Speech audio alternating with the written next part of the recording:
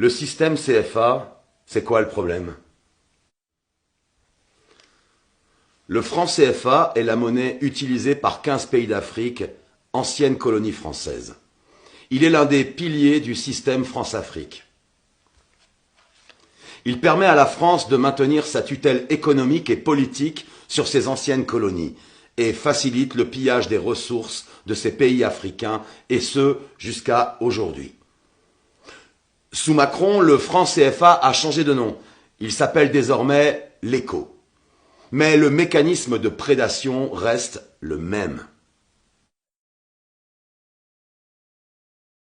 Le franc CFA est une monnaie créée en 1945 par le général de Gaulle. Au départ, franc CFA signifie franc des colonies françaises d'Afrique. La zone franc englobe 15 pays d'Afrique centrale et d'Afrique de l'Ouest, ainsi que les Comores.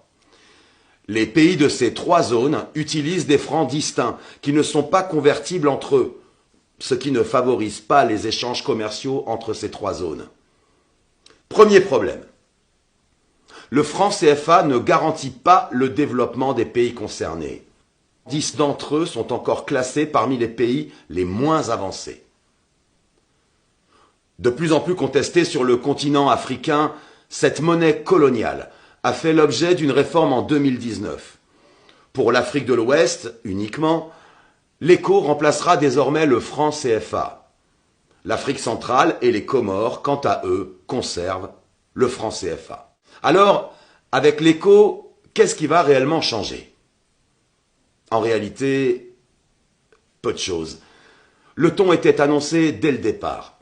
La France a élaboré dans la plus grande discrétion cette réforme avec les autorités ivoiriennes sans associer les autres pays de la zone, continuant ainsi de nier la souveraineté de ces derniers.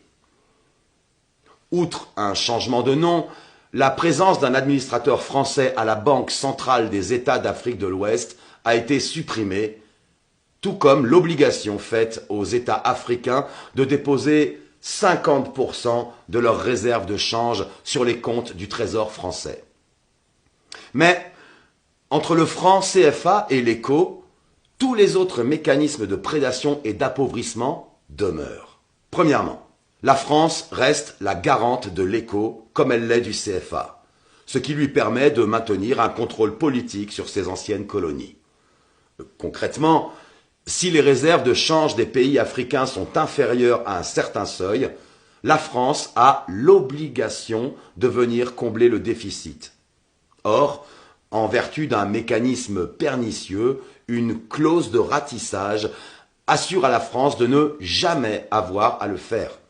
Cette clause implique qu'en cas d'insuffisance des réserves de change, les banques centrales de la zone CFA doivent racheter aux entreprises privées et aux organismes publics toutes les devises, les dollars, les euros, les yuans, etc., etc., etc.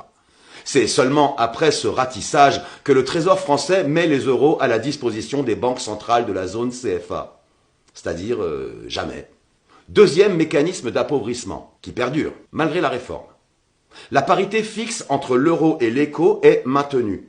Le taux de change a été décidé en 1999 par le Trésor public français. Concrètement, 1 euro vaut 655,957 CFA ou ECO depuis 22 ans. Ce principe fait du CFA puis de l'ECO une monnaie forte et surévaluée dans des économies peu dynamiques et faibles. Un problème majeur qui empêche les pays de la zone CFA de commercer avec les pays voisins dont les monnaies sont plus faibles. Par contre, cette parité fixe sécurise les investissements et surtout les rapatriements des bénéfices des entreprises françaises et européennes. Bien joué, non? Elle leur permet également d'acquérir des matières premières à des prix bas et sans courir les risques liés à un taux de change fluctuant.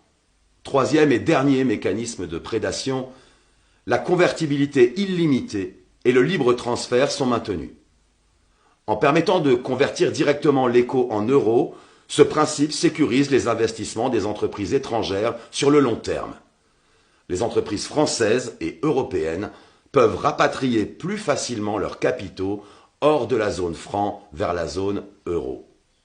Pour le moment, on ne sait toujours pas si les billets et pièces de l'ECO seront, comme c'est le cas pour le franc CFA, fabriqués en France, à Chamalières et Pessac. ce qui ne permet pas aux pays africains de créer de monnaie supplémentaire, notamment en cas de croissance par exemple. Les investissements sont donc entravés et le développement de ces pays freiné.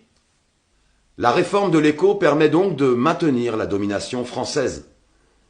Il constitue encore et toujours une atteinte à la souveraineté des pays africains de la zone franc, et il permet que la fuite des capitaux hors d'Afrique se perpétue. Malgré un changement de nom, cette monnaie, en tant que vestige majeur de la France-Afrique, symbolise le maintien du pacte néocolonial contre lequel Survie se mobilise depuis de nombreuses années. Alors, informons-nous et mobilisons-nous.